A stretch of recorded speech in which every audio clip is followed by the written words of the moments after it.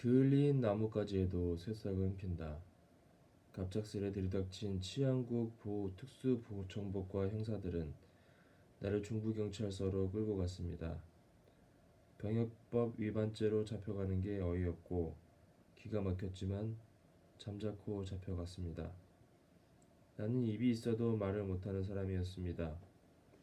억울한 일을 당하면서도 제대로 항변 한마디 하지 못하고 꾹 참는 나를 보고 무골충이라 하는 이들도 있었지만 이 또한 내게 주어진 길이라 생각하고 참고 또 참았습니다. 그것이 내게 주어진 뜻을 향해 가는 길이라면 어쩔 수 없는 일이라고 생각했습니다. 어떤 어려움이 있더라도 나는 그 길을 가야 했습니다. 그것이 바로 내 삶의 이유였기에 절대로 좌절하지 않고 그럴수록 어느 누구 앞에서도 떳떳하게 행동했습니다. 그렇게 마음을 먹으니 경찰들이 나를 당해낼 재간이 없었습니다. 조서를 쓸 때면 내가 먼저 어떻게 쓰라고 가르쳐줬습니다. 당신 이 말을 왜 안 써? 거기에다가 이렇게 써야 하는 거야. 하고 말하면 다들 뒤로 넘어갔습니다. 내가 가르쳐준 대로 조서를 쓰다 보면 한 구절 한 구절은 분명 맞는 말인데도 본래 의도했던 내용과는 정반대가 돼버렸습니다. 그러면 경찰들이 화가 나서 조서를 북북 찢어버렸습니다. 1955년 7월 13일 나는 중부경찰서로 연행된 지 엿새 만에 또다시 감옥에 들어갔습니다. 서대문 형무소였습니다. 쇠고랑을 찾지만 부끄러울 것도 섭섭할 것도 없었습니다. 감옥살이는 내가 가는 길에는 아무런 방해도 되지 않았습니다. 격분의 심정을 자극하는 탄탄한 동기가 되었지 나를 좌절시키는 함정이 되지는 않았으니 드디어 나로서는 장사 미천을 번 셈입니다. 감옥에서 사라질 내가 아니다. 난 죽을 수 없어. 이건 해방의 세계를 향해 도약하기 위한 발판일 뿐이다 라고 생각하며 옥살이를 이겨냈습니다. 악한 것은 망하고 선한 것은 흥하는 것이 세상의 이치이고 하늘의 법입니다. 아무리 똥감태기 안에 들어갔다 하더라도 순수하고 참된 마음을 잃지 않는다면 절대 망하지 않습니다. 내가 쇠고랑을 차고 갈 때 지나가는 여자들이 곁눈질을 하며 얼굴을 찡그렸습니다. 음란한 사이비 교주이니 보기도 역겹다는 표정이었습니다. 하지만 겁날 것도 부끄러울 것도 없었습니다. 더러운 말로 나와 교회를 희롱해도 나는 결코 흔들리지 않았습니다. 그렇지만 나라고 어찌 아픔이 없겠습니까? 겉으론 당당한 척했지만 목이 메고 뼈끝이 사무치게 서러운 적이 한두 번이 아니었습니다. 마음이 약해질 때마다 내가 이렇게 감옥에서 사라져 버릴 사나이가 아니다. 나는 반드시 다시 선다. 확실히 다시 선다. 하고는 이를 아물었습니다. 그 모든 아픔을 내 안에 숨긴 채 안고 가는 거다.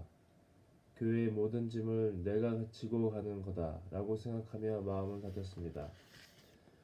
내가 잡혀 들어가면 교회가 망해 당장 식구들이 뿔뿔이 흩어질 줄만 알았는데 그렇지 않았습니다. 형무소에 들어가 있는 동안 교회 식구들이 하나같이 나를 면회하러 날마다 찾아왔습니다. 서로 먼저 면회를 하겠다며 다투기도 했습니다.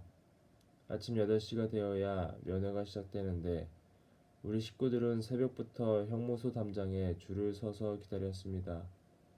사람들이 나를 욕하면 욕할수록 내가 외로우면 외로울수록 나를 위로하고 나를 위해 눈물을 흘리는 사람도 점점 더 많아졌습니다.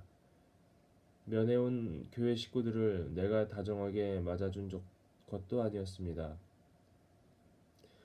부산스럽게 오긴 뭐하러 와 하고 핀잔을 주기 일쑤였습니다. 그래도 눈물을 줄줄 흘리며 나를 따랐습니다.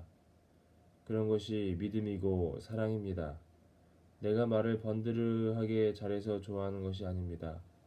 내 마음 깊은 곳에 있는 사랑을 알기 때문에 좋아하는 것입니다. 우리 식구들은 그 진심을 알아주었습니다. 내가 쇠고랑을 차고 재판을 받으러 다닐 때 나를 찾아 이리저리 몰려다니던 식구들을 죽어도 잊지 못합니다. 피고석에 앉은 내 모습을 보며 훌쩍거리던 그 얼굴들은 언제나 내 기억 속에 있습니다. 어떻게 사람을 미치게 해도 저렇게 미치게 할 수 있나? 형무소 간수들이 몰려드는 우리 식구들을 보고 그렇게 말했습니다. 저 사람이 자기 남편도 아니고 여편네도 아니고 자기 아들도 아닌데 어떻게 저렇게 지성일 수가 있나 하고 감탄도 하고 뭐 문 선생이 독재자이고 착취하는 자라더니 그게 모두 헛소리였구만 하고 생각을 바꿔 우리 식구가 된 사람도 있었습니다. 결국 형무소에 갇힌 지 석 달 만에 무죄로 석방되었습니다. 내가 석방되던 날 형무소장과 과장들이 모두 정중하게 배웅해 주었습니다. 그들은 모두 석 달 만에 우리 식구가 되어 있었습니다. 그들의 마음이 내게로 돌아선 이유는 간단했습니다. 가까이에서 가만히 지켜보니까 소문하고는 전혀 딴판이더라는 겁니다. 세상에 요란한 헛소문이 오히려 전도에 도움이 된 셈이었습니다. 잡혀갈 때는 모든 언론과 세상이 시끄럽게 날리더니 막상 무죄로 풀려 나올 때는 잠잠했습니다. 신문 한 곳에만 윤총재 무죄 석방이라는 단 석 줄의 단신이 실렸을 뿐입니다. 나에 대한 흉악한 헛소문은 전국에 떠들썩하게 알려졌지만 그 소문이 몽땅 엉터리였다는 사실은 조용하게 묻혀버린 것입니다. 식구들은 선생님 분하고 억울해서 못 살겠어요 하며 나를 보고 울었지만 나는 그저 침묵하며 그들을 달랬습니다. 그러나 헛소문으로 인해 손가락질 받고 희롱받던 아픔을 잊지는 않았습니다. 수많은 사람이 나를 몰아세워 삼천리 반도에 내 한 몸 설 자리가 없어도 모두 참아 넘겼지만 그 슬픔은 오늘날도 가슴 한쪽에 오롯이 남아 있습니다. 하지만 나는 비바람에 부대끼고 불에 그을리더라도 절대로 타서 죽는 나무는 될 수 없었습니다. 그을린 나뭇가지에도 봄이 되면 새싹은 돋는 법입니다. 강한 신념을 마음에 품고 떳떳하게 걸어가다 보면 세상도 분명히 나를 알아줄 것입니다. 오늘 혼독은 여기까지 하도록 하겠습니다. 오늘 하루도 감사하고 보호받으시고 사랑 가득 충만하시기 바라겠습니다. 감사합니다.